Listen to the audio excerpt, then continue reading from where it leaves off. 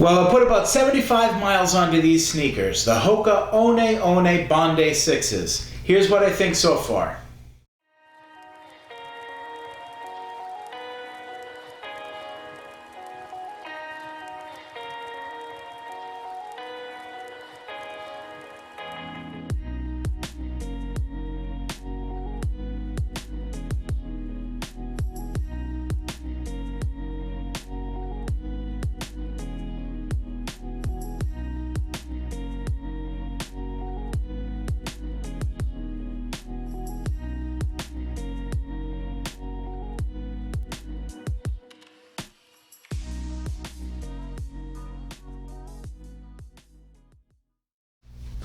Well, hello YouTube, it's Andrew Howard. Thank you for tuning back into my channel. I know it's been a few weeks since I posted last. I apologize for that. I've been busy. I started to train. I've been training 3 days a week running outside, 2 shorter runs during the week and then a longer run on the weekend, and then cross-training 2 days a week with 2 rest days, Mondays and Fridays. So it's been good so far. I've been doing just kind of a quick update. I've been training now into the Hal Higdon training schedule for about 6 weeks, and it's been fantastic. I haven't lost weight. I've probably gained a couple of pounds, and I hope that's because I've gained some muscle while really getting into the training program. But I feel awesome, and I feel like I'm getting stronger. So that part of it's been awesome. And maybe in a later video, I'll really get into some of the details of the training and what I'm doing. But so far, so good. So I went to talk to Charlotte at the Charles River Running Company, and she told me about this shoe that is great for beginner runners, heavier runners, everyday trainers, that will help anyone who has joint pain, or someone like myself who's a heavier runner. You're putting a lot of strain and pressure on all of your joints every time you run, especially on pavement. So take a look at these shoes. So the first thing that probably jumps out at you is the thickness of the sole. I mean, that is pretty thick there, probably at least maybe even 2 inches, an inch and a half, 2 inches of cushioning there, and you can feel it. It feels like you're running on pillows when you're out there, and I'm not joking about that. It is extremely comfortable and forgiving. I've been running on pavement, which in my previous sneakers, Asics are great. They're fine.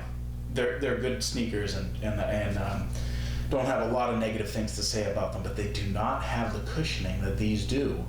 And my knees, at the end of a long run, I did 4.5 miles yesterday and did an ice bath, which if you don't do after your long runs, you should start doing. It's been a godsend. It's amazing.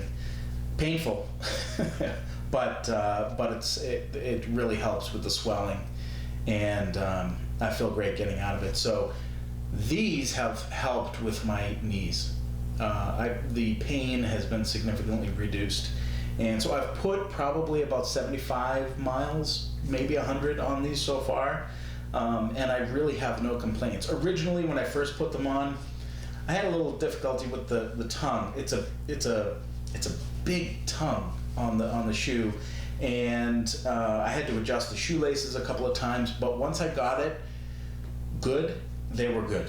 And I really have not had any issues with them whatsoever. The treads on them are good, no slippage. I've run in pouring rain. I've run in dry conditions. No snow yet, obviously. It's the middle of summer, but they've been really good. So what I can say to you is that if you're on the edge, if you're not sure about what shoe to pick, I'd say absolutely go ahead and get one of these.